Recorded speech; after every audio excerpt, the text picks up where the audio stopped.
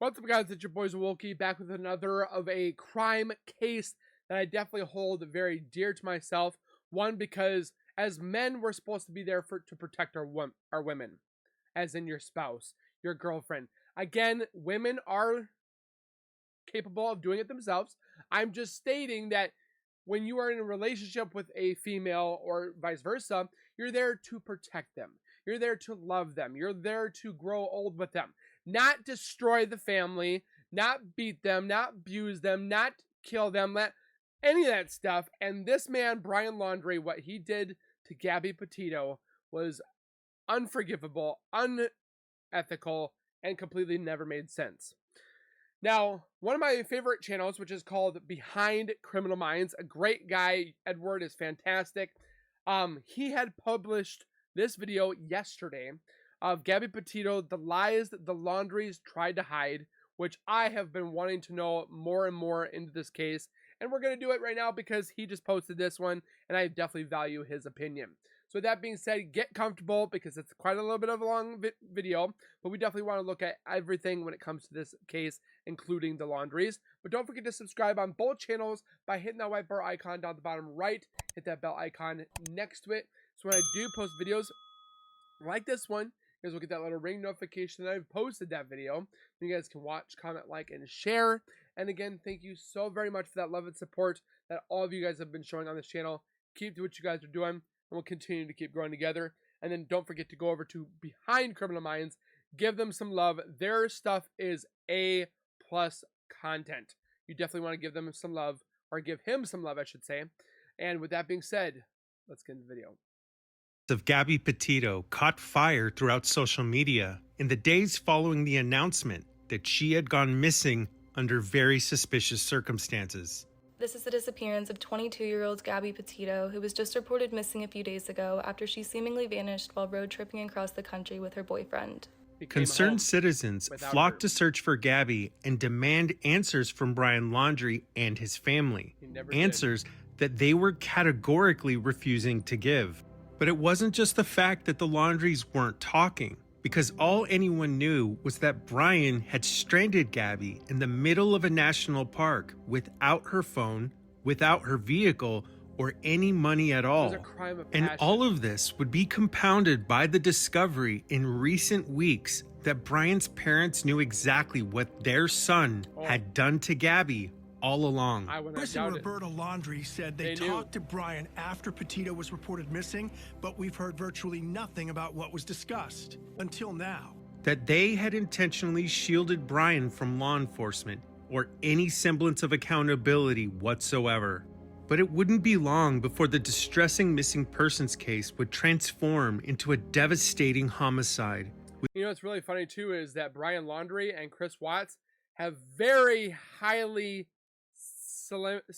similarities growing up, how they were and stuff like that. One was just didn't have a whole family to worry about. Thank the Lord he didn't have that to destroy children's lives as well. But he has a lot of similarities with Chris Watts. With the attention of the media and millions of concerned onlookers shifting their focus onto bringing Brian Laundrie to justice. But just as law enforcement moved in to arrest Laundrie for his crimes, their efforts would be stifled due to the aid of a dubious criminal defense lawyer. An interview with your client on the following Wednesday. No, that's what they told us today. That's what they told us today. Play the clip you just played, and let's listen again where he says, "I do not know." Because that's what he says, actually. I'm telling you. Despite the enormity of this tragedy, new information has arisen revealing previously unknown evidence in Gabby's case. Evidence that has exposed a far more sinister plot by the family of Brian Laundrie to deceive law enforcement, the Petito family, and a concerted effort to deny them the justice they so richly deserve. Leaving a question that I would like for each of you to consider in the following episode. Should Christopher and Roberta Laundrie be arrested for their involvement in protecting their son and aiding his efforts to avoid prosecution? Yes. But no matter how you answer that question, the story... Those parents that they bought a gun for their child, I do believe, that shot up a school, they're held accountable. They should be. You should make every attempt to make sure that your child, if they are mentally not stable, if they're mentally not capable, not to be buying them a gun, not to be doing what those parents did, fly, I swear to baby Jesus, to not commit crime. I talk to my children religiously on a daily basis that you commit a crime, you're going to go in a cell for 8 by 10 or 8 by 9 cell. You'll sit there for life. You won't be able to talk to anybody. Like, I literally am scaring them about prison, scaring them about their repercussions and their choices and their responsibilities that they may choose in the future, to think before they do. And like Brian Laundrie's parents, they may have done that, they may have not. But for you to sit there and protect your child when you know that they have done something wrong, I'm telling you right now, if my son commits murder, burglary, any of that stuff, I'm turning him in. As much as I love my child and stuff like that, it is my fault that I felt like I would be a failure if my child did that. There's probably people out there that would say that they would do anything with their child. Trust me, I will do anything and everything for my children. But as soon as they break the law or they break some type of code, when it comes, or not code, but the laws and so forth like that, they have to be held responsible for their actions. And these guys obviously were trying to protect their child, but they knew that he had done wrong. Am I wrong to say that? Would you protect your young ones if you knew that they did something wrong? If you knew that they murdered somebody, could you sit there and just be able to not do anything? I hope I never have to do this. I'm hoping I never have to see that light of the day, that my children would do that, because I make sure that religiously I'm telling them the right way of how to go about things. Murder is never an option. Stealing is never an option. Be a good person. Be the better person. Pay it forward. Like, I'm constantly doing that. And it just feels like some of these parents just didn't do it. Because you can't just tell me that one day you just snap and you just want to murder somebody. Trust me, there's a lot of people in my life that have ticked, pissed, aggravated, and angered me to the point of no return. Have I ever thought about murder? Never. So, continue. The story of Gabby Petito is far more than a tragedy that dominated the media cycle in late 2021. Her case has helped to shine a light into the dark recesses of domestic violence for untold people facing very similar circumstances, helping to unveil a more ominous problem that has taken root deep within our society. Answer that we can no longer afford to ignore. This should have been in today's video, we will revisit the life of a beautiful young woman living her dreams, pursuing her passions, a woman whose life was robbed, denied to her by a boy who was never taught what it truly means to be a man. But this will be far more than a simple recitation of the facts, because hidden behind the evidence of what transpired between Gabby and the cowardice of Brian Laundrie is a story that we must address. A story that can no longer go untold. This is Hiding in Plain Sight, a wolf in sheep's clothing. The Gabby Petito story, episode 1.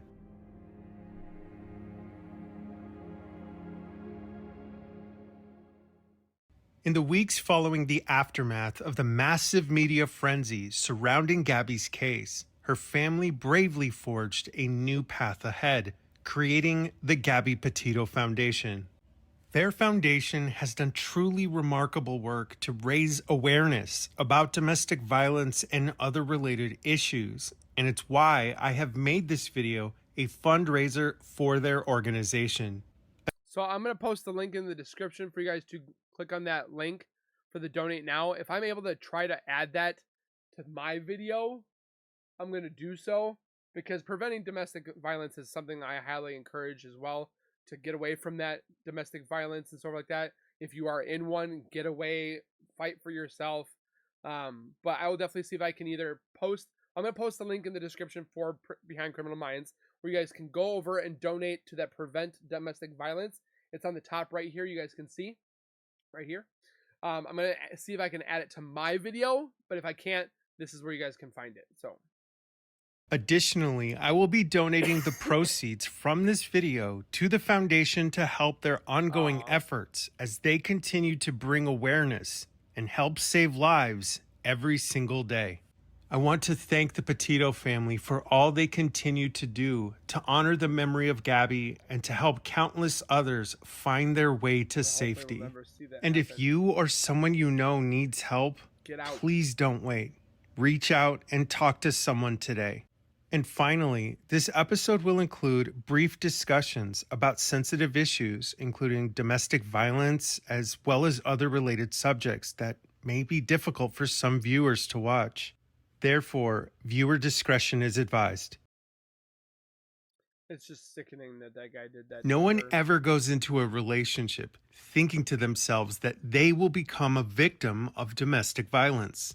But by the time that you realize it's happening to you, most people are already caught within the grasp of the cycle of abuse. Easily, one of the most insidious elements of that cycle is the reality that shame, embarrassment, coupled with the mental and emotional trauma, often dissuades action from the very people that need the most help and support. Far too often, victims are unaware of the signs of abuse and how to properly identify them, which in turn allows for the abuse to continue unabated. With the benefit of hindsight, many documentaries covering Gabby's case have identified the clear signs that she was a victim of that very cycle. But in order to... And how much you want to bet there's probably people out there that are defending Brian Laundries saying, oh, Gabby, this guy... Like, it's so disgusting that people defend the murders. It's ridiculous. Properly understand everything that transpired, I would first like to revisit the overall timeline of what happened in Gabby's case. Because even more than the crime that was perpetrated against Gabby, as much as possible, I want to know who she was and the life she lived. So without further ado, let's begin. Gabrielle Venora Petito was born in the spring of 1999 and eventually found her place in a mixed family of 6 younger siblings and half-siblings. In all of the statements that have ever been made about Gabby from everyone who knew her, each has spoken of her the same exact way, saying that she was passionate, vibrant, deeply kind, and incredibly intelligent young woman who loved fiercely and lived with compassion through her actions. In fact, at the age of 14, Gabby participated in a music video that was designed to raise awareness about the issue of gun violence in America. Even at that age, it seems evident that she was trying to make a difference in the world around her, leaving her indelible mark on everyone and anyone she could. Gabby would go on to attend Bayport Blue Point High School, the same high school that her future fiancé, Brian Laundrie, also attended. In 2017, Gabby graduated from high school, and in September of that same year, she relocated to Carolina Beach, North Carolina, where she worked in a local restaurant as a waitress. Gabby and Brian's relationship would begin just 2 years later in March of 2019, wherein just a short time after she would make the decision to move in with Brian and his parents in their North Point, Florida home. Having relocated several states away, Gabby began a new career as a pharmacy technician, working out of a local Publix grocery store close to their home in North Point. But less than a year later, the pandemic swept through the United States, and just a short time after that, Gabby resigned her position.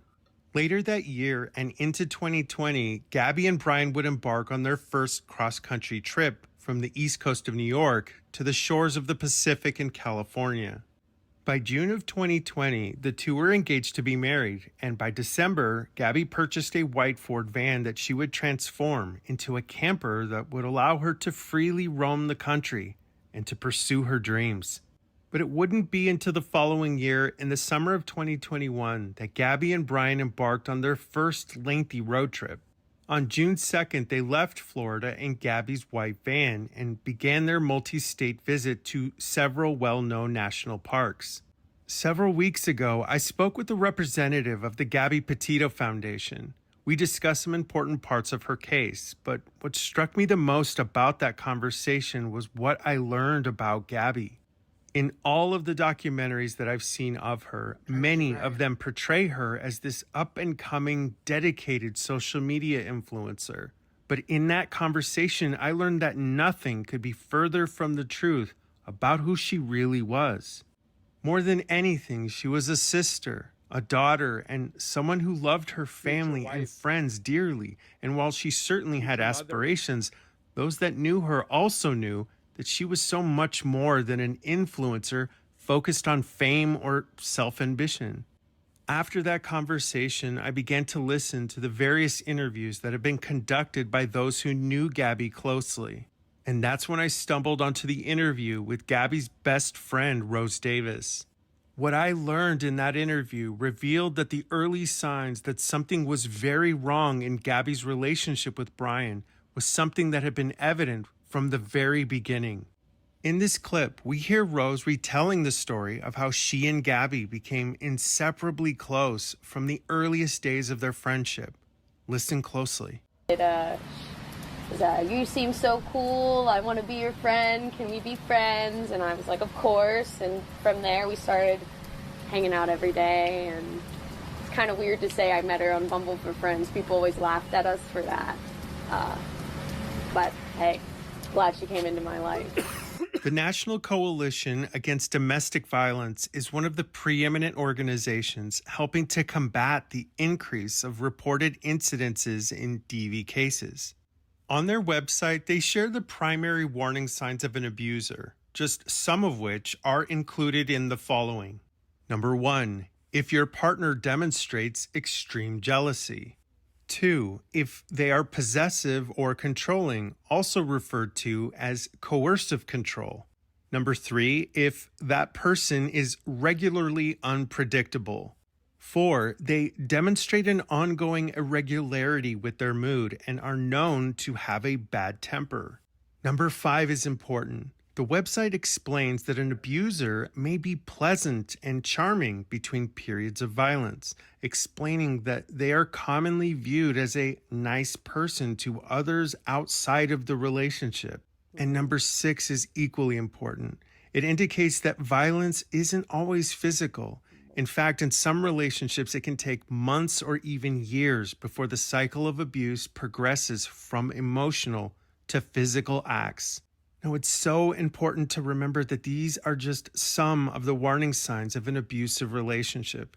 But let's see if any of these become apparent in the way that Rose describes her observations of Gabby's relationship with Brian Laundrie. On the outside, he's very charismatic, so it seems very loving, and there's no doubt in my mind that she loves him, and I know that, and from how I've always seen it, he loves her. Like any relationship, there was arguments, and she come stay at my house when there was arguments just to like get away from it. Easily one of the most destructive elements of a relationship caught in the vicious cycle of domestic violence stems from just one single word: shame. Shame can transform into fear, the fear that our friends, our loved ones, even our family might find out what this person has done. That fear and shame can be crippling and so often prevents people from speaking out. But the more that I listened to Rose speak, the more I realized that the picture of what was really happening between Brian and Gabby was about to come into focus. I couldn't give a number, but I mean, within the first year, I want to say at least 7 to 10 times. Gabby's best friend Rose has just told us that within the first year of her relationship with Brian, that she came over to Rose's house 7 to 10 times to sleep on her couch. She explains in this interview that Gabby did this because of the nature of the fight she was having with Brian, because they were that severe. And this is exactly why we need to normalize discussions about this issue, because so often victims don't even know how to ask for help. But in this interview, Rose was about to describe in more detail just one of the more explosive arguments Gabby endured during this same period of time. Well, we were supposed to go line dancing. It was ladies' night. And halfway there, she realized her ID was missing. And so it caused a really big argument because Brian just didn't want her to go out. It was a jealousy issue. It caused a huge argument between them. And okay, so let's recap. Brian Laundrie knows that Gabby wants to go out for a girls' night with her girlfriends to go line dancing, which, by the way, is a completely healthy and normal thing for anyone to do. But his petulant, infantile response is to steal her ID, effectively preventing her from being able to go out at all.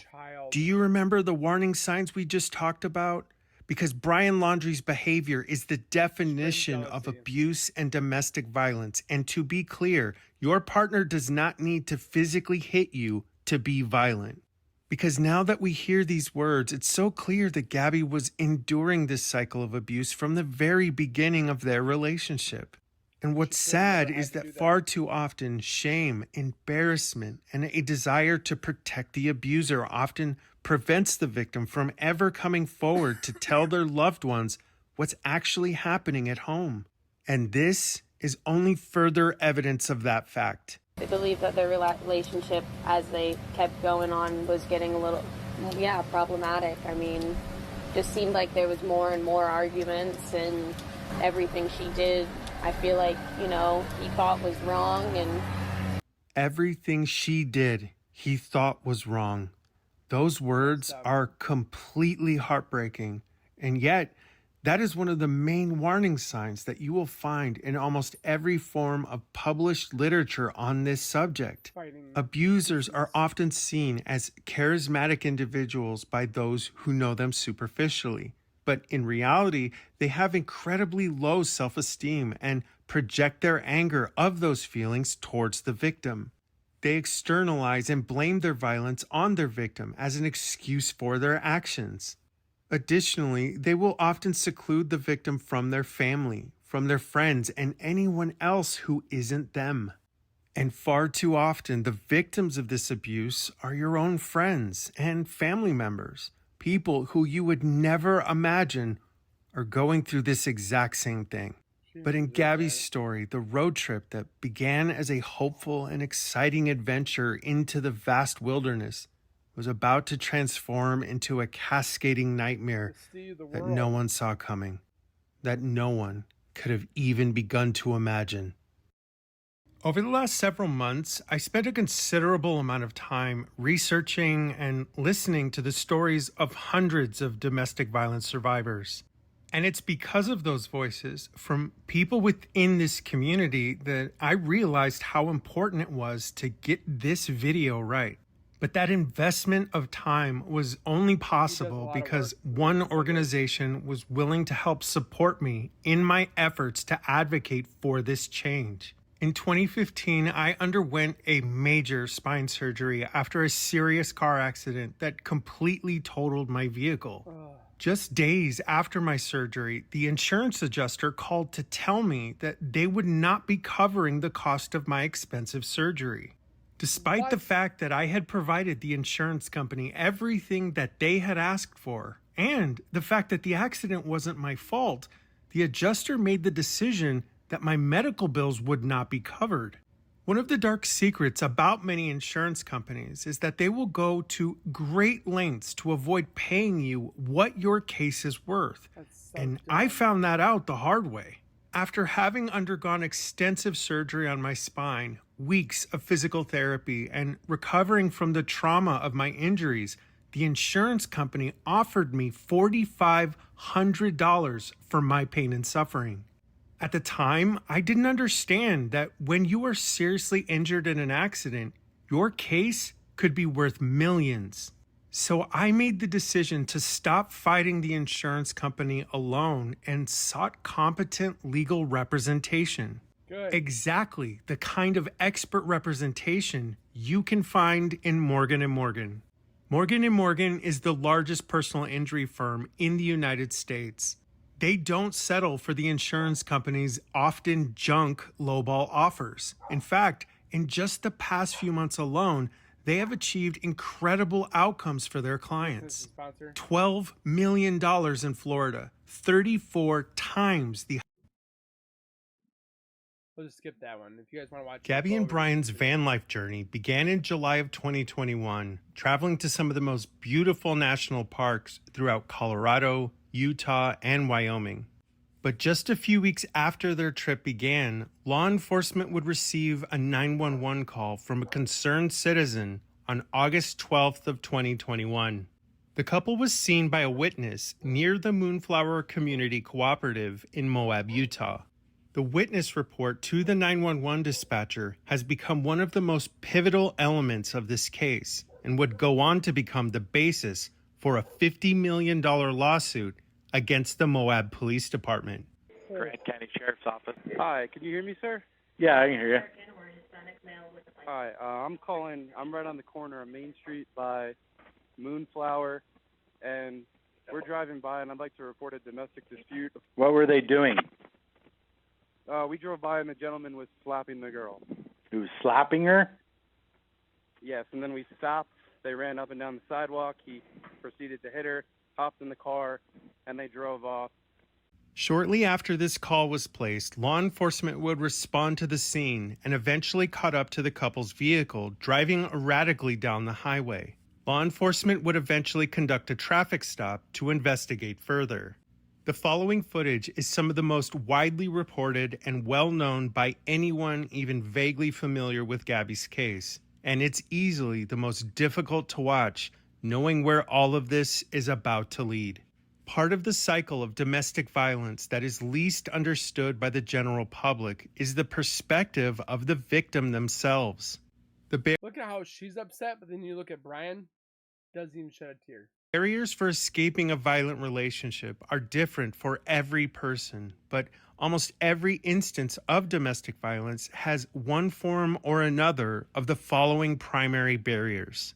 The term love bombing refers to the action of a partner who uses excessive and effusive acts of love and kindness as an early form of control.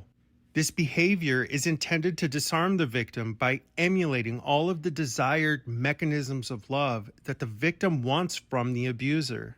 It is just one of the initial primary tools used against victims as a means to dissuade, eliminate, or entrap the victim and prevent their future attempts to leave.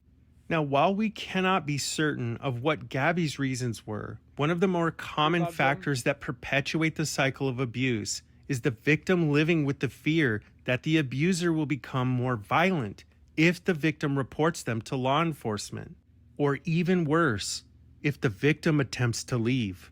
Another common barrier is the feeling from the victim that the relationship isn't entirely abusive, that it is comprised of a mixture of good times, love, and hope. And this feeling often overshadows the fact that it is also marred by manipulation, jealousy, fear, and intimidation. Far too often, victims lack financial resources or have a safe space with ongoing access to support. Coupled with the incredible rise in the cost of living, this issue alone can be stifling for anyone stuck in an abusive relationship, especially when children play a major role in the ongoing need for economic security. And sadly, one of the most diabolical elements of this cycle is that the abuser often uses forms of narcissistic coercive control to manipulate the victim into believing that their violent behavior is the fault of the victim themselves. So with all of that in mind, let's watch the initial footage of law enforcement speaking with Gabby and how she responds after police were already informed that Brian was the aggressor and that he was the one who had been physically violent with Gabby. What's your guys' names? Gabby. Gabby, Brian? Okay. What's going on? How come you're crying? I'm just sorry. We've just been fighting this morning. Some personal issues. It was a long day. We were camping yesterday, and camping got the stuff, flies and stuff. I'm sorry I hit the bump there. I was distracting him from driving. I'm sorry. Can I get you to step out of the vehicle for me, man? Yeah. Just hang tight right there. You want to tell me what's going on? Yeah, I don't know. It's just some days I have really bad OCD, and I was just cleaning and straightening up the back of the van before, and I was apologizing to him and saying, I'm sorry that I'm so mean, because sometimes I have OCD and sometimes I just get really frustrated. Not like mean towards him, I just like, I guess my vibe is like, I am like in a bad mood. This footage is incredibly difficult to watch. Not just because we know where this ends, but more so because it's obvious that Gabby is in crisis and so clearly needed help.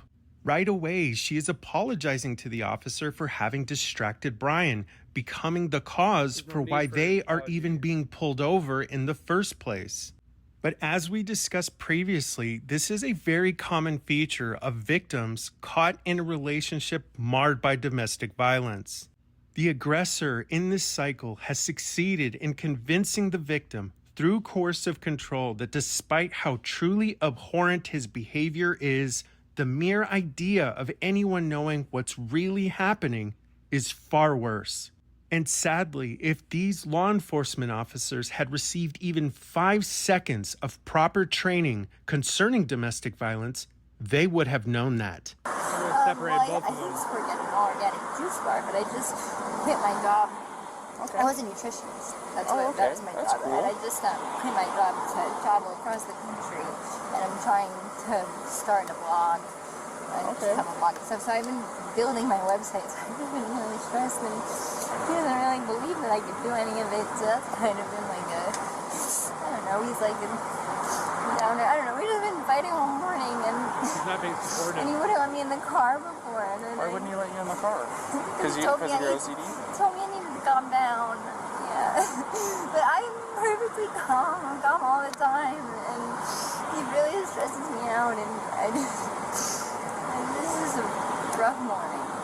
Right now, what we are watching is someone in desperate need of help. Far too often, I've watched true crime videos, reading through the comments of people who blame the victims for not doing enough to help themselves, blaming them for not telling law enforcement what was really going on, or inferring that they could have done more to avoid the situation.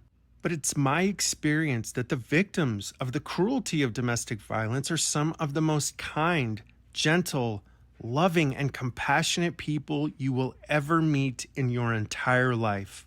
Right now, when I see Gabby, I see a woman who, right or wrong, is lying to protect Brian, despite all of the reasons she had not to. In her efforts to do what she thought was right, she instead was viewed by law enforcement as the aggressor for the crime of defending herself against this miserable weakling excuse of a man. And when I stumbled on what I believe is the real reason why law enforcement botched this entire interaction, it only made this whole situation that much worse. Gabby Petito, a tiny 5'5", 119-pound girl who just minutes before this interaction with law enforcement would take this picture. A picture that shows clear evidence of having been brutally assaulted. A woman who in this interaction with law enforcement is demonstrating unambiguous signs that she is the victim and not the perpetrator. And all of this is despite the fact that they have already been told by a first-hand witness who saw with his own 2 eyes Brian Laundries strike Gabby not once, but twice. Listen, what I'm about to say is my opinion, and it's my opinion alone. But this isn't incompetence or a failure of proper training. It's criminal negligence, and I'm about to show you why. So, tell me what's going on. She just gets worked up sometimes, and I try and really distance myself from her. So, like, I locked the car and I walked away from her. What happened this morning is that she's trying to start up like her own little website blog and everything. So, I give her time, and we really had a nice morning, if anything, but Did you hear what Brian just said? Well, she gets worked up sometimes. Yeah, Brian, people tend to get a little worked up when you physically assault them. But even in a universe where your tiny little mouse brain is somehow able to concoct the justification you needed to do the horrific things that you did to your fiance, the fact that you thought to blame her for what you had done is only further conclusive evidence of the narcissistic man-child that you will always be remembered as. But I digress. I will try to be objective about what's happening right now. Because at this stage of the encounter, law enforcement has two separate yet seemingly concurrent stories from Gabby and Brian. Stories that completely contradict what law enforcement was just told in the original 911 call. But for now, let's give them the benefit of the doubt and let's just see how they handle it. You want to tell me about those scratches on your face? She had her cell phone in her hand. That's why I was pushing her away. Because she wanted me, I locked the keys so I could walk away. I said, let's just take a breather and let's not, go anywhere. Let's just calm down for a minute because she was getting a little worked up. And then she had her phone and was trying to get the keys from me, so I got away. I was just trying to, I know I shouldn't push, but I was just trying to push her away to go, let's just take a minute, step back and breathe. And she got me with her phone. You want to tell me about hitting that curb? Hitting the curb was her grip on the wheel. Once again, we have Brian blaming Gabby and deflecting responsibility for the scratch that he has on his face. But if that... It's sad that he's blaming her. She's defending him. Weren't enough, he also proceeds to blame her for his erratic driving. And it would seem that Gabby is responsible for literally every single problem that he has in his life. Do you remember the signs and behaviors of an abuser we just went over? Because to absolutely no one's surprise, in the weeks following this debacle, people who knew Brian came forward, saying that his behavior was something of a theme in his life.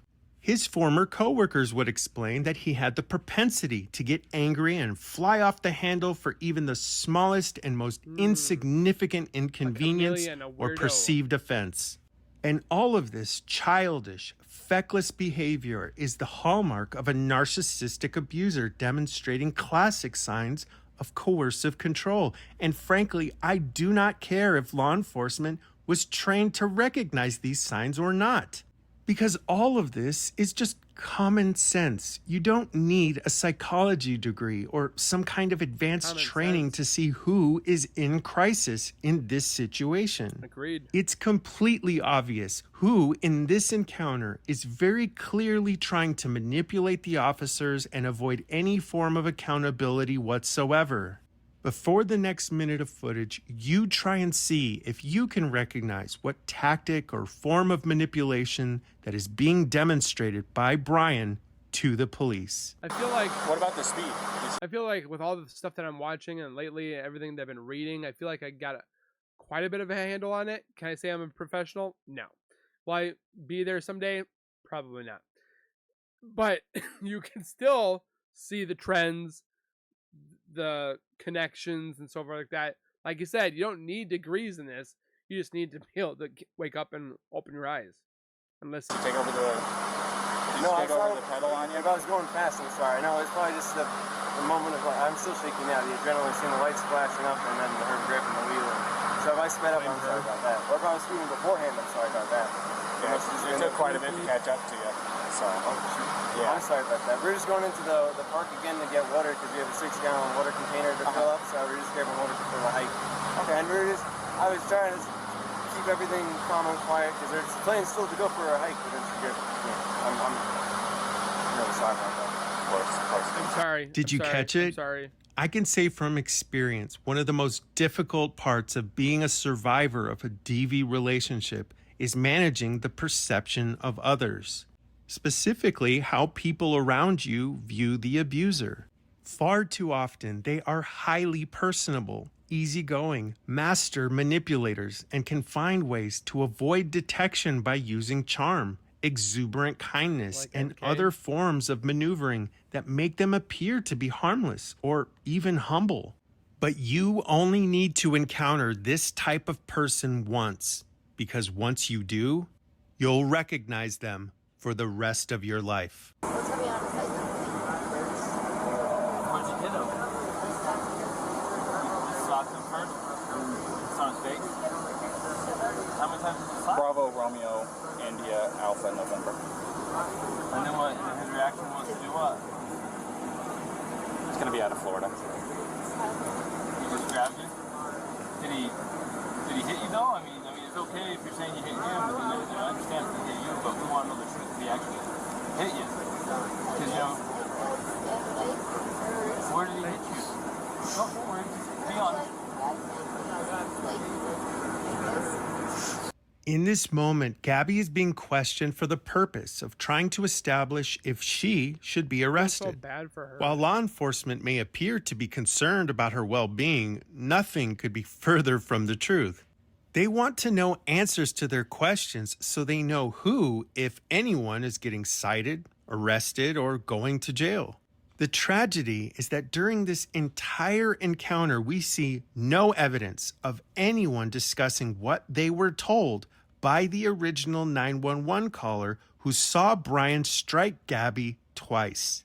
The cycle of domestic violence is a confusing mirage of contradictions and choices that are often made with well-meaning intentions by the victim. Decisions obscured through a haze of manipulation that is easily misinterpreted as love, and anyone with any modicum of life experience who is paying any attention at all would see the clear signs that something is very wrong with this less than routine traffic stop. Way of taking my anxiety and bringing it down, but my ex-wife, as much as my ex-wife, I'm just sharing, I know it's a little personal, but to help you understand, we would feed off each other's anxiety of the spiral, you know what I mean? And it doesn't matter how much I loved her. It may be bad for your soul, just saying. I'm not telling you what to do with your life, but if you know you have anxiety, look at the situations you can get in, you know what I mean? What we just heard was one of the officers scolding Gabby for her anxiety, blaming the victim for their own assault, and essentially telling her that in so many words, this is all her fault. Which in and of itself is unbelievable. But then one of the other officers interjects and asks the only reason I say I can or agree with him is if you guys feed off each other's anxiety, get away. But don't blame her. Very important question. Did Gabby grab the wheel of the van, causing Brian to swerve out of his lane and hit the curb? Listen very carefully to this exchange. Quick question. You said you were hitting him in the arm. Did you grab the steering wheel? No, I didn't. You did not touch the steering wheel? But only for like a second, because I just saw the lights come on, and it was more just like, you're an idiot. Like, you know. But did you grab the steering wheel and swerve or anything like that? No. I didn't touch the steering wheel at all.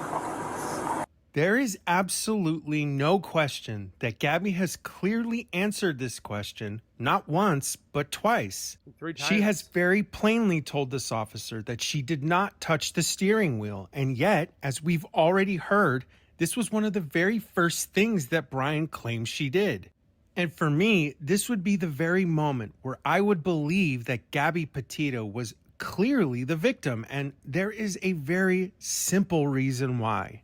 Since the beginning of this interaction, Gabby has thrown herself under the bus. She's admitted to having physically struck Brian and has showed no signs of intentional deceit.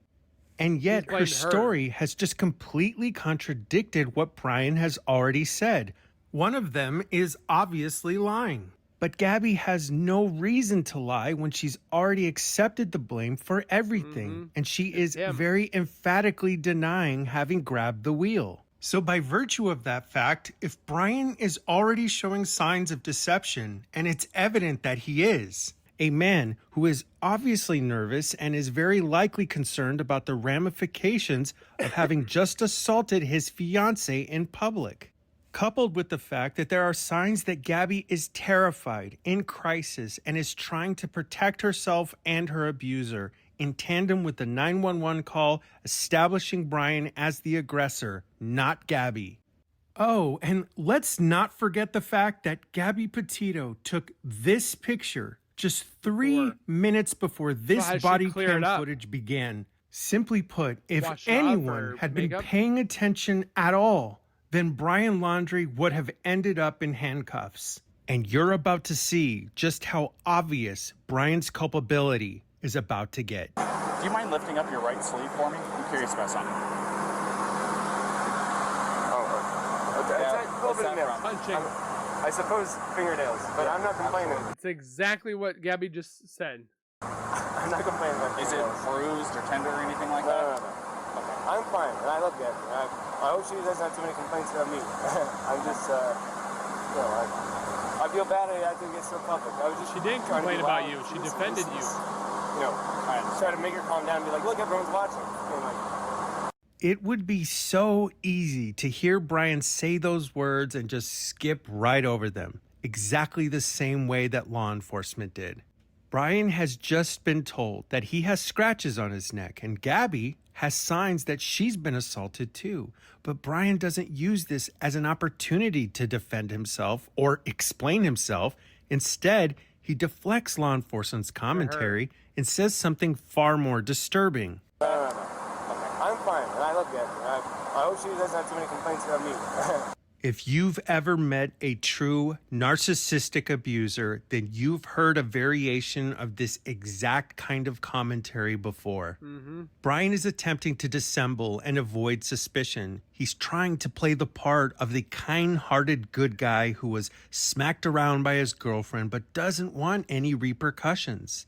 From the very beginning of this interaction with law enforcement, Brian Laundrie has used the masterclass tool set of an abuser. He has succeeded in classifying Gabby as someone who is OCD and highly anxious, that she was the aggressor and that he was the one just attempting to mitigate the situation by trying to calm her down unsuccessfully.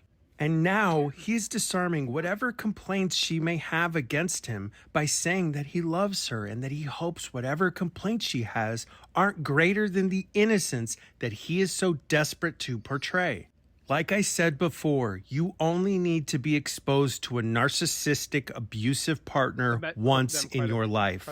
And when you do, you'll recognize the many masks they wear to hide their true identity. Because when you've seen one, you've seen them all. You don't take any medications or anything like that? Are you normally this kind of like hyper? Do I see my heart rate, whenever the lights flash on, it gets here. She takes anything? She's crazy. No, I don't. She's crazy. Gaslighting is one of the most despicable tools of the abuser. Sick man. They will often say the most heinous, hateful, and intentionally hurtful comments you could even begin to imagine, and then play it off as a joke or claim you're too sensitive, saying that you are incapable of handling the truth. And then they will weaponize your response as evidence that their original assertions about you have just been proven true. But what we have seen is Brian attempting to use humor and charm to dissuade law enforcement's suspicions and to view him as the victim. And what's so amazing about it is how often this works. Abusers often endear themselves to authority figures, your loved ones, your friends, coworkers, and anyone else who could possibly be a future confidant to you. And they use this form of coercive control to wrongly convince the victim that when or if the day comes that you dare to speak the truth about them, that no one will believe you. He said that he never saw the male strike the female. He saw the male trying to lock her out of the vehicle. She even told us that he was trying to lock her out, told her to go take a walk, said that she was trying to get in. She eventually couldn't get in and actually clawed her way in through the driver's door. He says, I don't understand why she's doing that. Well, I think it's because it was the only door that wasn't locked that she could get through. So she's trying to get in over him. He's trying to disengage from her. I guess he hung her backpack on the back probably so she'd have her shit so that he didn't have to engage with her. Everything she's saying is same thing. I haven't heard what he said, but if that's what he said, it's also what the witness is saying. The witness says, I never saw him hit her. I saw him shove her, but I couldn't tell if it was an aggression against her or the whole slapping against her, as far as her, you know, being the aggressor. So at this point, from what, unless the guy's screaming that he needs to go to jail and did something to this girl, it sounds to me like she is the primary aggressor. Officer Eric Pratt was just communicating to one of the other responding officers about his assessment of the situation.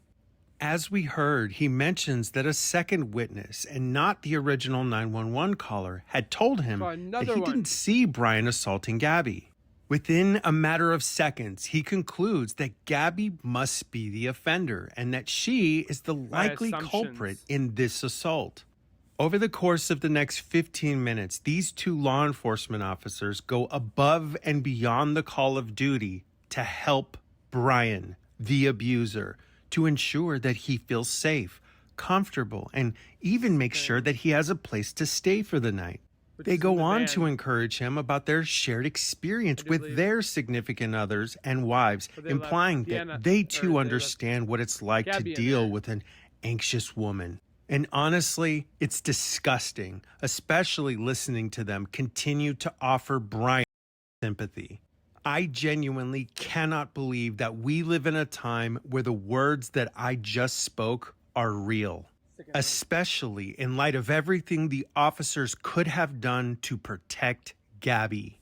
And yet somehow this interaction would only continue to get worse. Gabby, this is a very, very important question.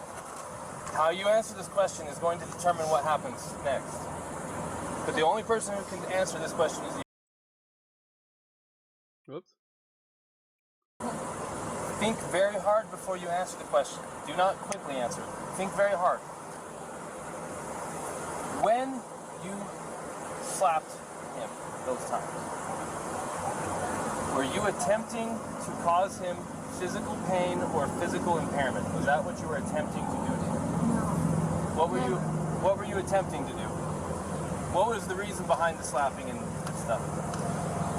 What was it you were attempting to accomplish? Kind of scaring him by slapping. I was trying to get him to stop telling me something. Well, it doesn't sound to me like she attempted to injure him. This exchange between Gabby and law enforcement exposes one of the biggest flaws in the American criminal justice system. These officers are playing the role of an on-the-job criminal attorney who interprets the law in real time. But they don't have any legal education whatsoever, and it's unbelievable that the very people we send out to enforce the law are so often completely unaware of what those laws actually say. And that's because these officers very wrongly believed that intent to cause harm was necessary. I wonder if they would have never done this with the whole blaming Gabby and took Mr. Brian Laundrie in, if things would have turned out differently. In an arrest, but that was not at all what the law actually said. In fact, in the subsequent investigation that stemmed from this interaction with Gabby and Brian, it was revealed that these officers misunderstood and applied it incorrectly. Because if they had acted within the scope of their duty or contacted their local DA to ask for guidance, someone would have gone to jail that day. And clearly, it should have been Brian Laundrie. The number of mistakes and blunders that happened within a matter of minutes in this interaction is absolutely staggering. Upon the release of the damning report against the Moab Police Department, a massive public outcry began a campaign against the most egregious offender from this interaction, specifically Officer Eric Pratt. Media attention, coupled with the Petito family's lawsuit against the department, helped to unearth disturbing details about Officer Pratt's background, including a disconcerting report that Officer Pratt had allegedly threatened to kill a woman for whom he was having an affair, allegedly threatening her life with a crowbar. In fact, this perceived prejudice against women would form the basis for the Petito family's $50 million lawsuit against the Moab Police Department for what they believed was a bias against their daughter by this now notorious officer. But despite the public's demand for accountability and action by the Moab Police Department, Officer Eric Pratt would be given a very different role within his department. He wasn't fired. He wasn't demoted or moved to desk work. He wasn't suspended or forced to take any form of mandatory training.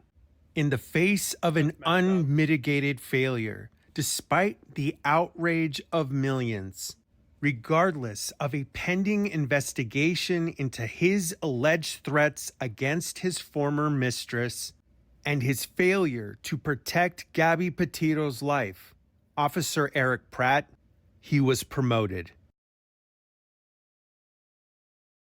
To detective? Following the events of August 12, 2021. And they took Brian, I forgot this, they took Brian and they left Gabby by herself. Gabby and Brian were separated for the night, with Brian staying at a domestic violence shelter at the behest and direction of law enforcement.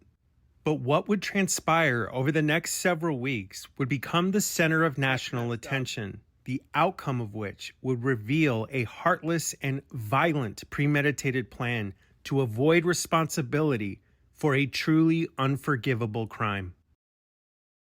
Gosh, makes you want. On Tuesday, August 17th, less than a week after Gabby and Brian's interaction with the Moab Police Department, Brian flew from Utah back home to Florida to allegedly close out his storage unit.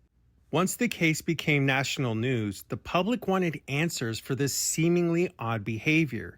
Answers that would come from Brian's criminal defense attorney, Stephen Bertolino. Answers that would only increase suspicion, especially because the explanation his attorney provided claimed that Brian spent $1,000 on a round-trip flight just so that he could save a few dollars by consolidating and closing his storage shed. Gabby's YouTube channel releases its first and only video on Thursday, August 19th of 2021. The video is hopeful and helps to show what kind of person Gabby truly was to her core. The world who she truly was. Someone who was compassionate, loving, and who wanted to make the world better than she found it. And in the 2+ years since she posted her first and only YouTube video, the video has gone on to amass over 7 million views and counting, proving that her life will continue to reach millions for years to come.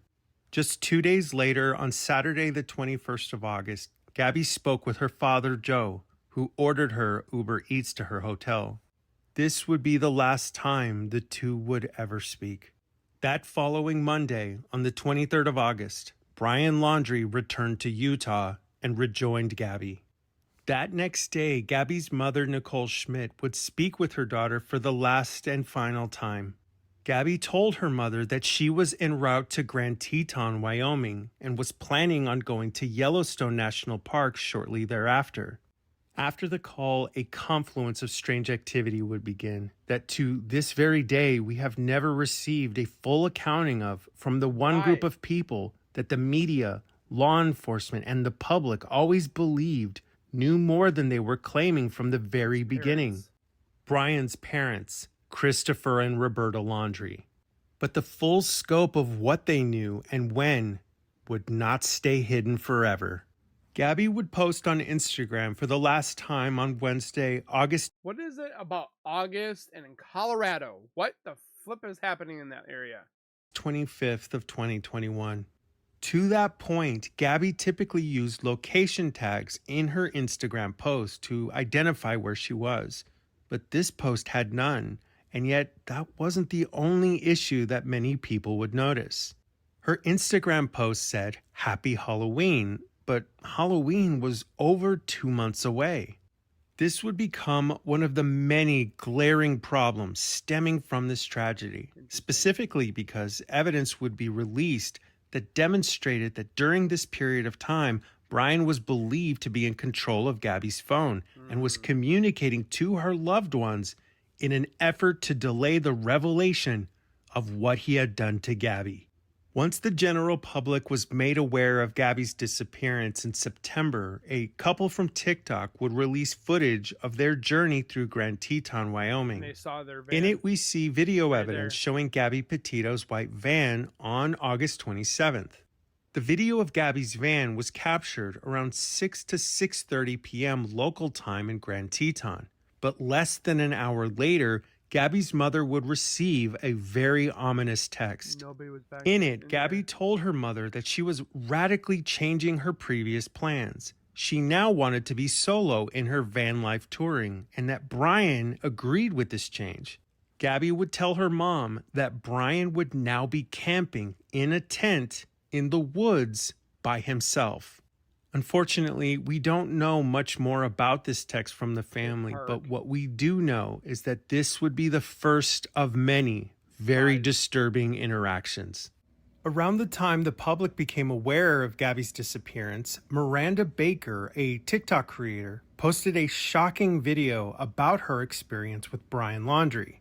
In it, she explains that on August 29th, she and her boyfriend picked up Brian just after 5 p.m. at Coulter Bay, inside Grand Teton National Park. But one of the most disturbing parts of her interaction was the fact that Brian offered them $200 for a ride that was only supposed to be 10 miles. However, it was what Miranda conveyed concerning Brian's statements about Gabby that would help to shed light on the inhumane crime that Brian was desperate to hide. But before he came in the car, he offered to pay us like $200 to give him a ride, like 10 miles. So that was kind of weird. He then told us he's been camping for multiple days without his fiance. He did say he had a fiance, and that she was working on their social media page back at their van. Just one day later, on the 30th of August, deeply disconcerting messages began being sent from Gabby's phone. Gabby's mother received a text message saying, "No service in Yosemite." But there was just one major problem with that message, and that was the fact that Gabby never told anyone that she was going to Yosemite, California. She said she was going to Yellowstone, Wyoming, a difference of nearly 1,000 miles from where her family believed Gabby had been in the preceding days. This was compounded by the fact that Gabby's phone would send another disturbing message a short time later. It read, "Can you please tell Stan I don't have service in Yosemite? The phone's not ringing, we're just getting his voicemails." Stan was Gabby's grandfather, a name that Gabby never used to refer to a man she loved dearly and for whom she would never disrespect. 48 hours later, Brian Laundrie arrived back home to his parents' house in North Point, Florida. He arrived driving her white van, but without his fiancée, Gabby Petito. And from this moment forward, everything that would happen and every lie that was told would go on to become a concentrated effort to withhold evidence, to obstruct a homicide investigation, and eliminate any possibility that Brian Laundrie would be held accountable for the crimes that he had perpetrated.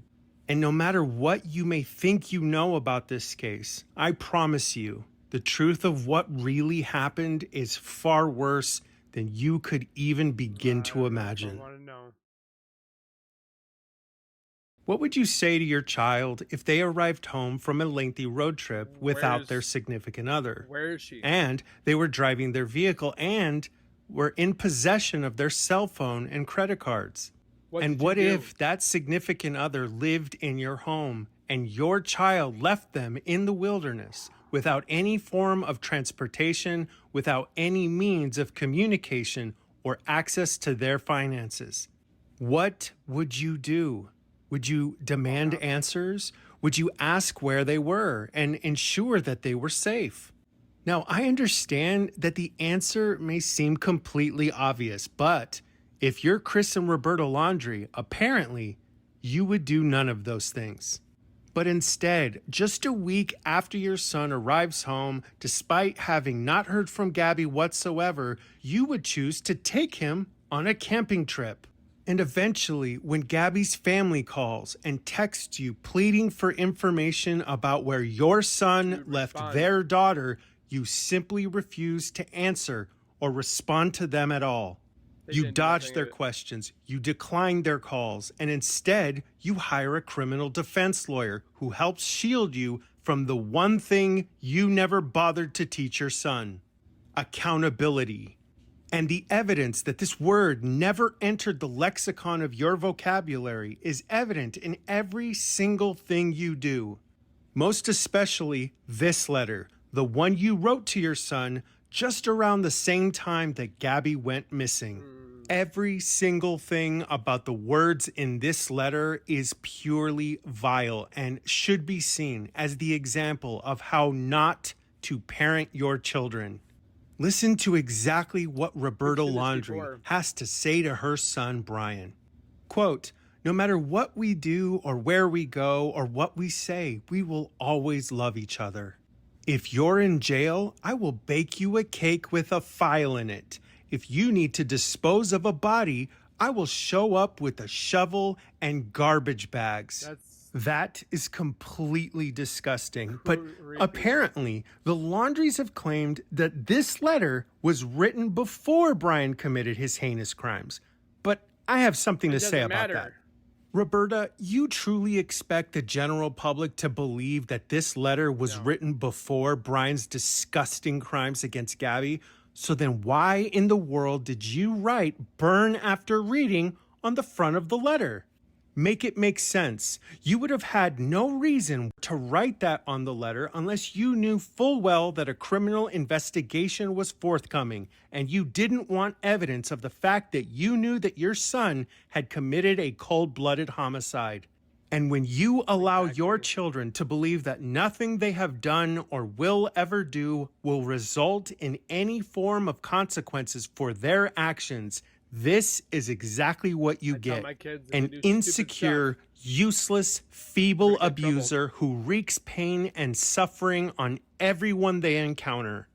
What you get is a legacy of pain that no one will ever forget because Brian will never be remembered as anything less than a pathetic loser. I truly hope it was worth it, Roberta. I truly do. And as we know, the Laundries went on their family vacation on September 6th and 7th, but just 1 week later, under extraordinarily suspicious circumstances, the Laundries would finally contact law enforcement after having spent weeks refusing to speak to them at all. But this time, it was not to inform them of what they knew or anything their son had told them, but to report that now he was missing. Never mind the fact that they got their dates wrong of when he actually went missing, which in and of itself is completely unbelievable, especially when you find out what they knew weeks before he went on his impromptu hiking trip. But according to the Laundries, their son left their home to go hiking in the T. Mabry Carlton Reserve in Sarasota County, Florida, and had not been heard from since. By this point in the investigation, law enforcement already had a warrant out for Brian's arrest. So with the news of his disappearance, they began a massive search. And for well over a month, an entire detachment of officers, cadaver dogs, volunteers, and expert first responders scoured the entire area where Brian had gone hiking. Now, despite the fact that the area was flooded during their search, it's very important to know that trained cadaver dogs can locate human remains even underwater up to 30 feet deep. They're good. But wouldn't you know it, a miracle happened on October 20th. Only 5 weeks after Brian's disappearance, his full skeletal remains were located. And despite hundreds of people searching that same area, Brian Laundrie was located by none other than his parents, Chris and Roberta Laundrie. The coroner's office determined that he succumbed to a self-inflicted gunshot wound to the head. And you should probably totally disregard the fact that he used his non-dominant hand, something that just doesn't happen according to criminal experts on the subject matter, or the fact that his remains were somehow skeletonized despite being underwater, which again flies in the face of literal science. And you should also disregard the fact that his mother had already said to him that she would help assist him in getting away with murder or even escaping from jail. And I suppose you would even need to ignore the fact that his parents somehow found their son despite the fact that dozens and dozens and dozens of volunteers had already been through that exact same area multiple times with cadaver dogs and had found absolutely nothing. But you know, I suppose if you don't find that extremely concerning, you might also be the kind of person who would love to buy some bargain-priced beachfront land plots in Arizona. Inventory won't last long. Call 1-800-I'm-GULLIBLE or visit www.pleasefortheloveofgodtellmethisisAdream.com. Don't wait. Operators are standing by. I mean, come on, it's just ridiculous. But everything I just said would pale in comparison to what the Laundries had been hiding from the very beginning. Now, new documents released in hundreds of pages of depositions show Brian's father, Chris, says Brian called him in a frantic state saying Gabby is gone. But after being asked for help, Brian's father called attorney Stephen Bertolino, then sent him a $25,000 retainer. Despite saying earlier in the depositions they had love for Gabby, Chris and Roberta Laundries say they never considered contacting Gabby's parents after learning Gabby was gone. On August 29th, 2021, the exact same day that Brian Laundrie was picked up by Miranda Baker and her boyfriend, Chris and Roberta Laundrie received a frantic call from their son, Brian. In the call, Brian stated to his parents that Gabby was, and I quote, gone. Brian would go on to tell his parents in the call that he needed a lawyer and then hung up the phone. And you are going to want to remember this fact. Okay. But just a few days later, on September 2nd, 2021, attorney Stephen Bertolino contacted and retained a Wyoming criminal defense firm on behalf of his new client, Brian Laundrie. Additionally, we learned that Brian met with Stephen Bertolino after he arrived back home in Florida. No logical human being would hear this information and not immediately come to the reasonable conclusion that Chris and Roberta Laundrie not only knew their son had ended the life of Gabby Petito, but they willfully participated in a concerted effort to assist their son in avoiding any form of culpability. And what is exponentially worse, by virtue of their actions, they denied justice to Gabby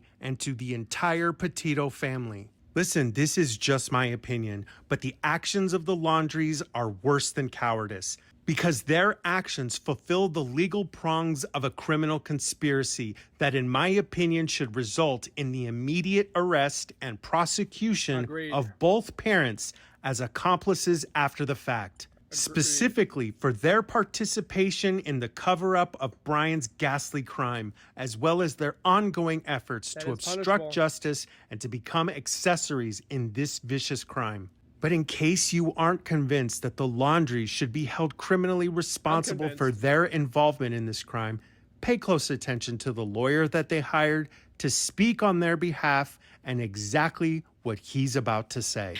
When did you become involved with the Laundrie family as their attorney pertaining to this particular case? Yes, good evening, Ashley, and thank you for having me. I would say that was on September 11th. Attorney Stephen Bertolino has just made a catastrophic error. He made the choice to go on to national television and then make the audacious claim that he did not become involved in Laundrie's case until September the 11th of 2021. Well, if that's the case, then I have an incredibly important question. If Attorney Bertolino wasn't involved in this case until the 11th of September, then how in the world did he contact a Wyoming-based criminal defense law firm and retain them on September the 2nd, 9 days earlier? Under what imaginable authority would anyone, lawyer or otherwise, have to hire a law firm on behalf of someone that they don't even represent, especially if that lawyer is not even involved in the case? That, Mr. Bertolino, makes no sense at all. Now, initially, I was baffled by the date of the 11th. What possible relevance did the 11th of September even have? What an incredibly odd coincidence. On the very same day that Gabby Petito is reported missing, somehow, magically, attorney Stephen Bertolino is brought into the case. And it's almost like he understands exactly how bad it would look for him and his clients to have hired him weeks before Gabby was even reported missing. Because that would not only imply that they knew that their son had committed a homicide, but that they were actively participating in what could easily be described as a cover-up. But if you think you don't like Steven Bertolino now, just wait, because this clown show is about to go completely off the rails. At any point in the last 5 weeks, have you spoken with Brian Laundrie? Yes, I spoke to Brian Laundrie on September 12th and September 13th. Once again, Attorney Bertolino deflects the truth. He knows that he spoke to Brian before the 11th of September, and for some ridiculous reason, thinks that lying about that fact is going to go unnoticed. And one important thing to know, at this moment in time, this interview is being conducted hours after Brian's remains had been discovered. And what begins as a cordial conversation is going to quickly descend into chaos. Let's talk about the reserve. A lot of people can't wrap their minds around the fact that the reserve had been searched week after week, was reopened to the public, and then less than 24 hours, the parents went out there. What did they share with you about their reasoning for going out there and why they knew specifically where to go? You know, Marnie, as I've stated several times yesterday and now throughout today, you know, it's not about knowing specifically where to go. The park was just recently opened. I believe it was Tuesday or Wednesday that the park was open. Chris and Roberta wanted to go in the park again to search for their son. They started at the beginning of the preserve. It just so happened that that's where Brian was. So my thought would be anybody who's questioning that, it's not too bright. Try to put this moment in time into perspective. The Petito family has been desperately trying to find their daughter. They are using the resources of social media, law enforcement, the mainstream media, and anyone available to look for their child. And their nightmare is magnified by the fact that the Laundries have completely stonewalled them at every imaginable turn. Instead of trying to help them, they now have their lawyer going on national news and insulting the swaths of concerned citizens who do not believe their narrative. In what universe is his response appropriate or acceptable? You have got to be kidding me. Well, clarify that, because I think no one has the answers here. Certainly the public doesn't. You have more answers than most. We assume that the parents knew more than we do. So clarify what the public doesn't understand about what's going on. What the public doesn't understand, I don't understand. You have a trailhead. The trailhead marks the beginning of a trail. You don't jump from the sky and land in the middle of the preserve. You start at the trailhead. That's where the parents started. The parents walked into the park from the entrance to the park or the trailhead. They went about a mile or so, and that's where they found the items and the remains. What is so difficult to understand about that? It's not very difficult because it's very simple, and the public doesn't understand simplicity or the truth.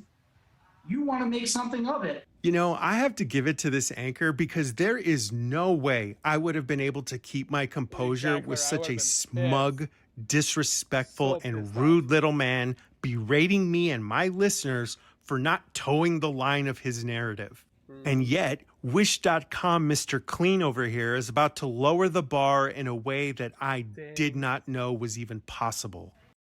That hogwash. You've called the suggestion that items were planted were hogwash. Why is that? Marnie, I thought I was very clear in just explaining to you why. Do you realize how ludicrous that is? How aggravating, how maddening it is to even hear those things? And the fact that it's being put out there by the press as well? That's where my level of frustration and anger is coming from. Maybe somebody with a platform should step up and say, hey, knock it off. This is just silly. So if I'm the only one who has to say that this is hogwash because I didn't want to say the word bullshit, then I'm going to say it. It's bullshit. And I'm sorry if John Q. Public doesn't get that. I simply cannot begin to fathom the unmitigated audacity it requires to go on to national television on the heels of your client having committed such a heinous crime which he full well knew Brian was responsible for. and then proceed to berate the entirety of the concerned populace who have taken interest in this case and have also noticed the monumental lies that have been perpetrated by the Laundrie family and now their lawyer, because a lie of omission is still a lie, whether you like it or not. At any point when they were searching for Gabby, did you feel the need, compelled to help? I can tell you that at this moment in time, Chris and Roberta Laundrie just learned that their son's remains were identified. He is now no longer with them. At some point in time in the future, there may be more information as what I felt, what the Laundries felt, what we, quote, ethically, thought about the case.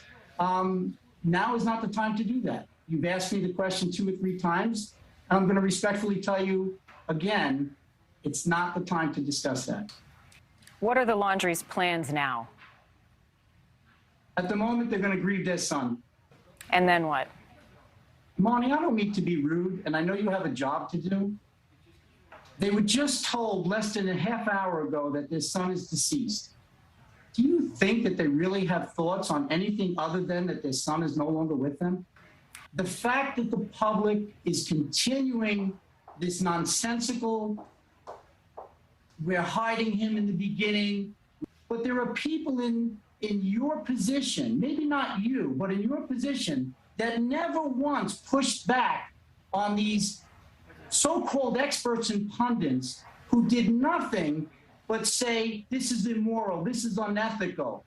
Somewhere along the line, somebody with a platform, someone in your position should have said, hey, you know what? Back off. And now the cycle of abuse has come full circle.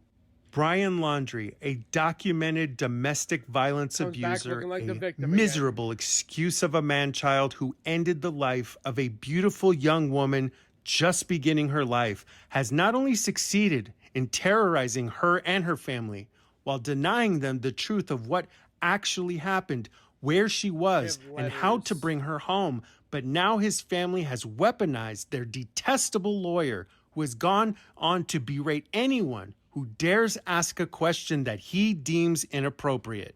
But this is precisely what abusers do. They cause destruction, they proceed to deflect, lie, and obscure the truth, and then somehow turn it all around and make themselves the victim.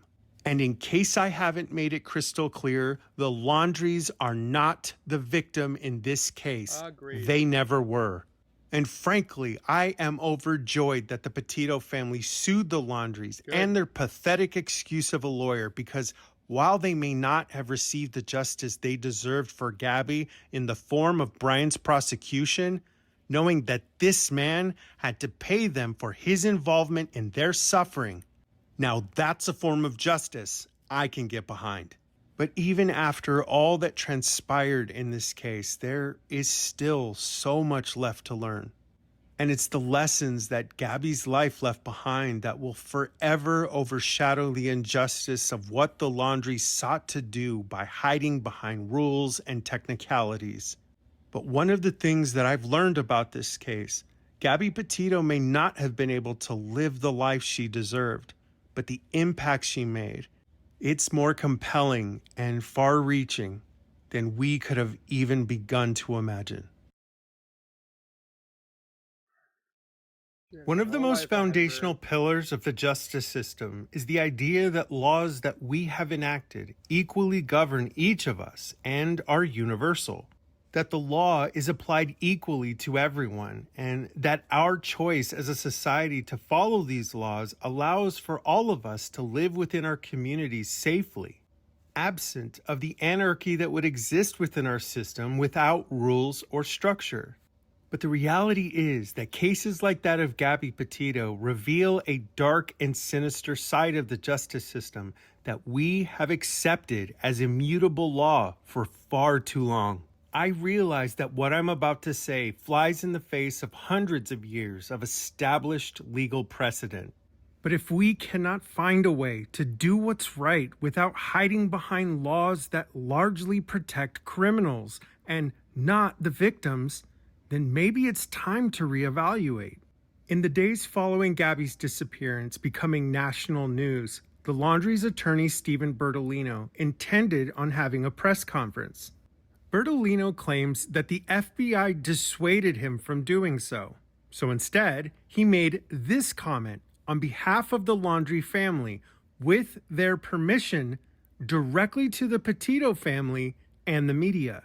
On behalf of the Laundrie family, I will hope that Miss Petito is located and that she's reunited with her family. We hope that Gabby is located. And you know, located is a very curious word to use. It's almost as though he knows exactly what his client did to Gabby, and he's banking that law enforcement will likely find where Brian left her, which is why he is so careful to use the words located and reunited. And did you notice he never once stated that he hoped she was found safe or alive for that matter? It's almost as though he knew that was impossible. And if I was given 1,000 lifetimes, I could not concoct a more diabolical statement, one that sidesteps responsibility and refuses the Petito family the one thing that they had begged for from the very beginning, their daughter, because all they ever wanted was to bring Gabby home. And it's why when I heard that they eventually sued the Laundrie family and their lawyer, Stephen Bertolino, I was overjoyed. Because we live in a country where someone like Brian Laundrie can commit this disgusting atrocity against an innocent woman who was likely the object of his abuse for the entirety of their relationship. Then proceeds to call his parents, admit to them that he's ended Gabby's life, then go on to tell a family friend who just happens to be a criminal defense lawyer what he has done to Gabby. And the law says that Brian Laundrie is the one who is protected. But it doesn't stop there. He not only enjoys the safe harbor of attorney-client privilege in life, but also in death. So I ask you, where are the protections for Gabby? Where are the protections for the countless women like her who have endured these same crimes day after day, year after year with no end in sight? Give me one good reason and are left alone to fight for themselves. Why we protect the likes of Brian Laundrie and watch as he and his family are allowed to do nothing despite knowing full well the crimes that their son had committed. And believe it or not, there are people who defend the Laundries. And if that's you, I want you to tell me, where's the justice in that? Exactly. Because far too many people will argue that the laws say that Brian's parents and his pathetic excuse of a lawyer have zero responsibility, legally speaking, in reporting this crime, let alone sharing what they knew with Gabby Petito's family, which, by the way, they could have done completely anonymously, if for no other reason than to share the information that they knew could have spared the Petito family weeks of unbridled anguish wondering where Gabby was. And let me be clear, if Brian Laundrie had been my child and he had come to me with the news that he had ended the life of his fiancée, there is not a single cell in my body that has any doubt in how I would respond to that situation. My love for my children is absolute, but I refuse to participate in covering up a despicable crime under the delusion that I would be protecting him. Because no matter what anyone says, that is not love. That's the embodiment of how and why Brian became the narcissistic, controlling, lying coward that he became, because he was raised by parents who taught him that nothing he ever did or would ever do would result in any form of consequence. We all understand that the law says that lawyers have a legal and ethical responsibility to protect their clients and the secrets that their clients divulge. And on its face, I agree that attorney-client privilege is paramount to that relationship. But becoming party to a homicide is the line, and we have to do better than the arbitrary rules that we have designed for ourselves. Because there ought to be provisions within the law that allow for a lawyer to do the right thing. Because if I had to make the choice, and it was the decision between keeping alive for a monstrous human being like Brian Laundrie and losing my bar license in order to tell the family where they could find their daughter, I would rather lose my job, my career, and anything else that demands that I lose my humanity in order to maintain a lie. And if that is somehow a radical statement, then let me say without any further ambiguity, Gabby and every woman who has ever been the victim of a violent crime far too often live within a reality where the person who enjoys the most protection from the law is the abuser.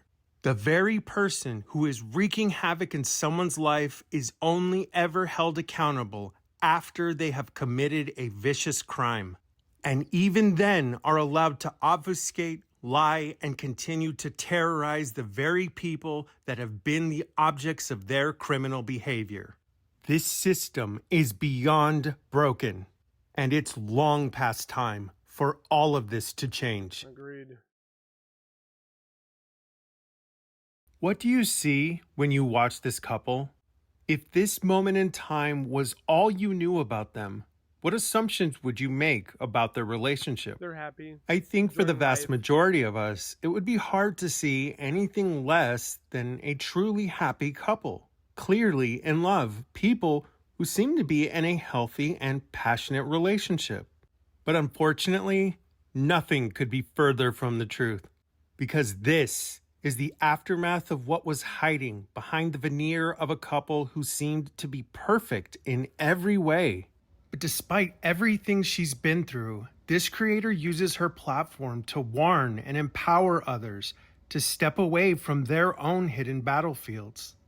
Domestic violence is a truly insidious crime against a person's body, their mind, and their soul. And while many people are aware of the end result of what happened to Gabby, far fewer people seem to realize when they are caught within the malicious cycle of abuse. But this isn't just about Gabby.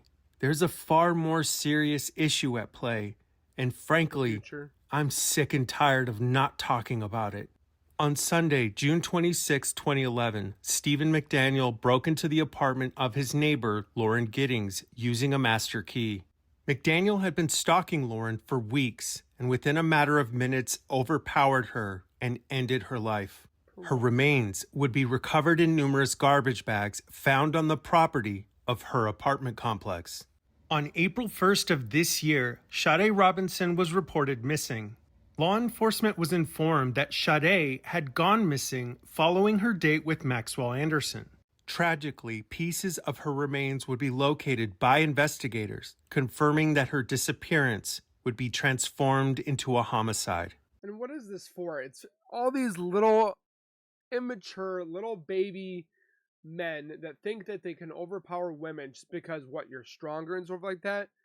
It's disgusting. I mean, don't get me wrong, there are females out there that do the exact same, but statistically, men are more aggressive and more nasty, more abusive towards women. And it's ridiculous because these women are losing their lives because he got jealous. He wanted to start a new life with a new woman. He didn't want the child, so he murdered the whole family. Like, enough is enough. Like, how long is it going to take until we have more bodies, more pieces of bodies, because the legal system can't figure out, oh, we need to stop putting prisoners in life in prison and start using them as examples, public executions or something. Like this, it's just snowballing out of nowhere. It's getting worse and worse by the year. Madeline Kingsbury was reported missing on March 31st, 2023, but her... You know what's funny is this is 45 minutes away, or 30 minutes away from me. Madeline Kingsbury is 29 minutes away from me. The man, I know of him, and he murdered her. Minnesota, CBS News, Minnesota, in Winona City. Because he was jealous, abusive. Her remains would eventually be located a few short months later. About a month before she disappeared, Maddie asked a friend advice on how to get out of abusive relationships, even saying, quote, "If anything happens to me, know that Adam did it. I would never leave my kids." That friend told police that Maddie's ex-boyfriend, Adam Fravel, had been beating her for years, but she didn't report it because she didn't want her kids in the middle of it. Law enforcement would place Maddie's former partner, Adam Fravel, under arrest for her homicide. I knew he did it the entire On time. April 27th of this year, Micah Miller's remains were found in a North Carolina state park. She was the wife of Pastor John Paul Miller of South Carolina. And in just the last few days, considerable evidence has been released alleging years of abuse from her husband, the pastor of Solid Rock Church. Stop abusing your wives. If you're not happy in your relationship, if you think you don't want to be with this woman, divorce. Don't be touching her. Don't put your hands on her. I'm teaching my son right now to not put hands on women. It's what gives you the right? We were supposed to be told that we never lay a hand on a woman. Yes, now if you're abused, there's different ways to go about doing this. But what is the whole thing with abusing their wives, beating them up, killing them, murdering them, and then trying to hide it? Like, I just don't know what more we can do to fix this. First of all, we need to fix it with the law enforcement. Some of them are doing a fantastic job. There are some of them that are just hiding behind the badge. Church. The following footage is of TikTok creator Lacey Kratz. She is recording herself walking through a park while at the same time being stalked by a man that she does not know. Despite walking in different directions and even making attempts to speed up, the man continues to follow her and refuses to leave her alone. Since 1980 alone, tens of thousands of Indigenous women have gone missing and thousands more have become victims of homicide. And their stories largely go unreported. Across the United States, Native women are vanishing without a trace. We hear about these women disappearing. I never thought it would happen to us. Every single case you just heard is an infinitesimally small representation of the reality that women all over the world live in today. And yet there seems to be this illusion that this problem is something we cannot change. That somehow all of these crimes against women are tragic but inevitable. And all we can hope to do is tell their stories and advocate for a better future. But I believe that these crimes start long before we ever read their names, scrolling past a media banner on our screens. I believe these problems begin in our homes. What you are watching may be foreign to some of you, but this TikTok video is from a female gaming content creator who has a considerable following online. She and countless other female creators just like her have made hundreds of videos demonstrating the following behavior that they receive on a daily basis, simply because they exist, simply because they are women. Men need to do better, because this is what happens when I say one. But that's the thing too, is for the men that are out there that do the right thing, that we're stereotyped that we just don't care. We care about one thing, getting laid and just walking off to the next one. But there are actual men out there that care about feelings, that care about emotions, that care about children, significant others, and yet we get a bad name for it. Word in Call of Duty. I'll give Bless you. You're welcome. That's a whole that's a transmission, bro. Don't talk to that thing. It's a transmission, bro. That's a hermaphrodite, bro. That's one of them transmitters. That's what you're talking about. It's one of them transmitters. You're an abomination. You are an abomination of God. Your dog water, fat.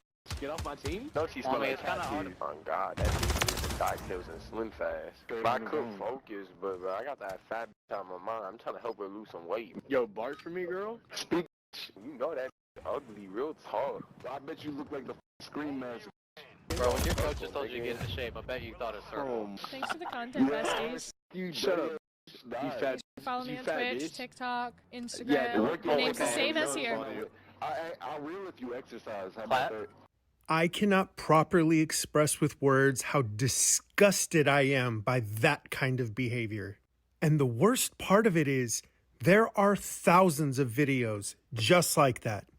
I have spent decades of my life seeing firsthand the impact that men make in the lives of women. And for far too long, I have unintentionally justified my lack of action on the basis that I am not that kind of man.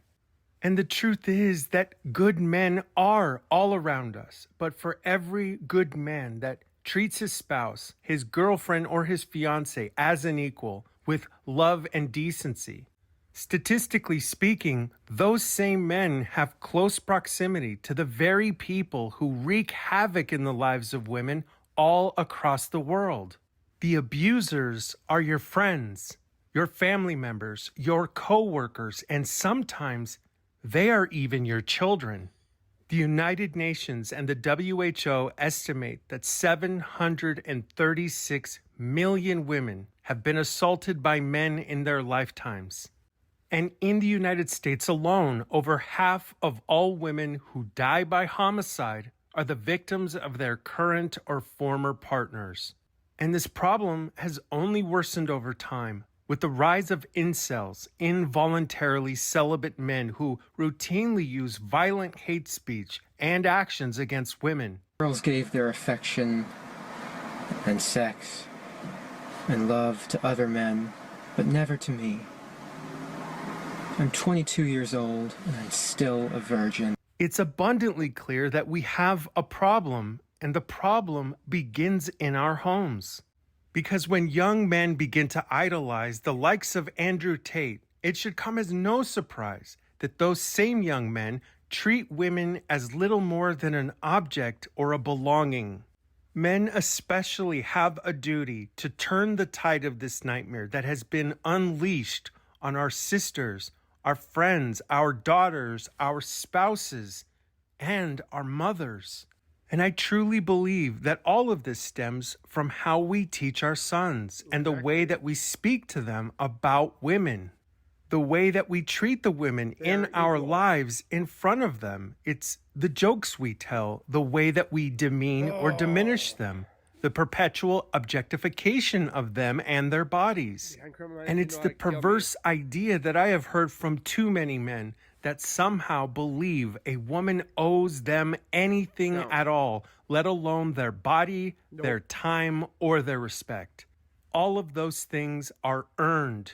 They are not owed to you. The unfortunate tragedy is that some men truly believe that because of their anecdotal experience, that because they and their male friends are decent or kind, that somehow all of this isn't true and simply doesn't apply to them. That they and their sphere of influence are the exception. And to that, I would simply say this: 736 million women would disagree with you. And until that number is zero, you being the exception is less than meaningless.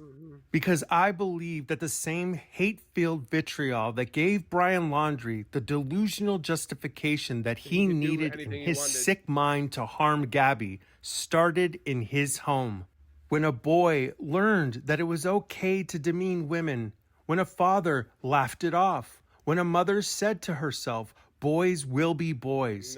And what began as playful banter ended with a cycle of abuse that ended the life of someone who should still be here. Because Gabby could have been any one of our children, and we owe it to her and to the untold number of women like her who have been stolen from their families to fix what has been broken by us, by men, and to find it within ourselves to take responsibility and to forge a new path forward. I might not have known Gabby, but I know the way she lived. She was the kind of person bold enough to try and change the unchangeable. And if that's how we honor her life, then I want to be among those who stand up and say once and for all, The endless cycle of abuse against our daughters, our mothers, our sisters, and our friends. It ends here with us because all of this is long overdue and enough is enough. Agreed. The story of Gabby Petito didn't begin or end with the crimes that were perpetrated against her. But it was because of her that many began to realize the importance of protecting those who need it most. Story after story of people who listened to Gabby's voice and all that she endured, seeing themselves in her eyes, seeing themselves in her suffering. Now more than ever, we understand that the death of Gabby Petito was a painful and horrific loss, a loss that never needed to happen. Nope. But while we know Gabby's story because of her death, what persists even more than the tragedy is the legacy she leaves behind. Through her, an entire lifetime of memories remain in her absence, a story hiding behind the lines of news reports, video feeds, and still frame images. And what persists through her suffering is a life filled with hope, a woman whose light remains despite the vain attempts to extinguish it. As a father, I remember the very first moments I laid eyes on my children. I will never forget the overwhelming love that I felt when I held each of them for he's gonna kill me with these. the very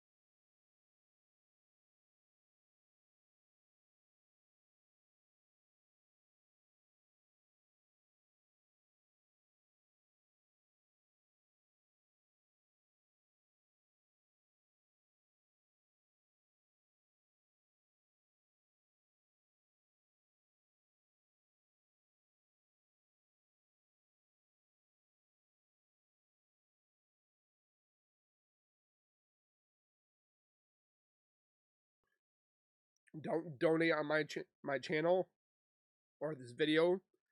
Go donate to the Gabby Petito Foundation.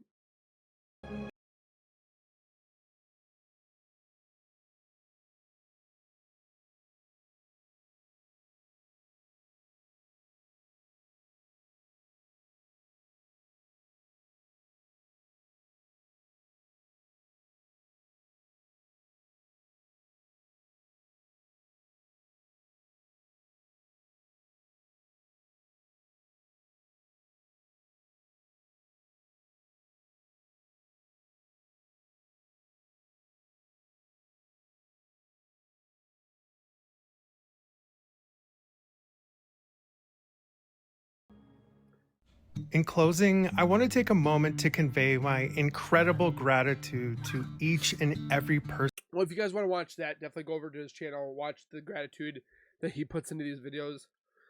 The guy knows how to pull at your heartstrings, that's for dang sure. But that's why we do these videos, for the people that do these crime videos for the right reasons. We don't do it for the money. We don't do it for the fame. I don't want to be famous. He doesn't want to be famous. We want to find the justice. We want to find that hopefully these videos will make it so that it doesn't happen in the future. That there will be another Mistress. That there will be another Brian Laundrie, another Chris Watts, another abusive husband, abusive wife. It can happen. It's a lot less rare, or it's more rare than a husband on his wife than a wife on the husband, but it's possible. But if you are in those abusive relationships, you need to get out. You need to save yourself, because you could be another statistic. And we don't want you to be part of that 762 million women, or the men that get abused, that men commit suicide or commit self-deletion more than women. Again, it's all statistics. I'm not stating one is better than the other. When you're in a relationship, you should be equal. It should be a equal partnership of love, affection, respect, and all that stuff like that. And for these men to think that they're higher than women and to remove them from this earth or beat them or abuse them, it's annoying, it's grotesque, it's monstrous.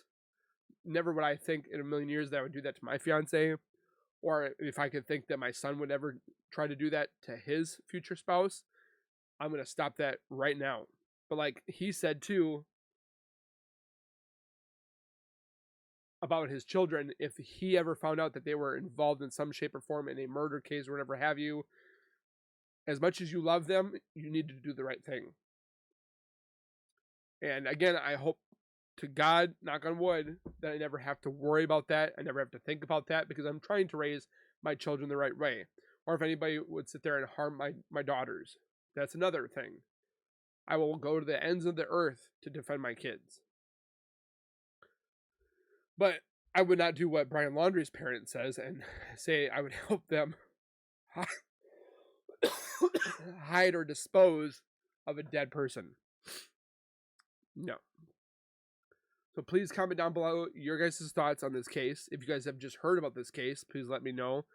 We can definitely go into more depths on this case, because it definitely still upsets me about how Brian Laundrie's parents are not in trouble at all, but they've hid, kept secret, just like Nicole did on certain things, where she kept things secret, played dumb, and so forth. And maybe we'll see them get charged in the future. Maybe we won't. But I definitely do enjoy Behind Criminal Minds videos. Very much so. But he knows how to tie your heartstrings. So again, go over to his channel. The donation button is there for the domestic abuse fundraiser. If I can, I'll put it in my link. But if you guys can, so all the proceeds that he has go towards that. I mean, what I could do is take my proceeds from my video and donate them as well. But just go to him. It's just a lot easier on his channel. Because I'm confused about all that stuff with fundraisers and so forth. So again, please take care. Be safe. because I need every single one of you. Keep nerding on, and we'll see you guys next time.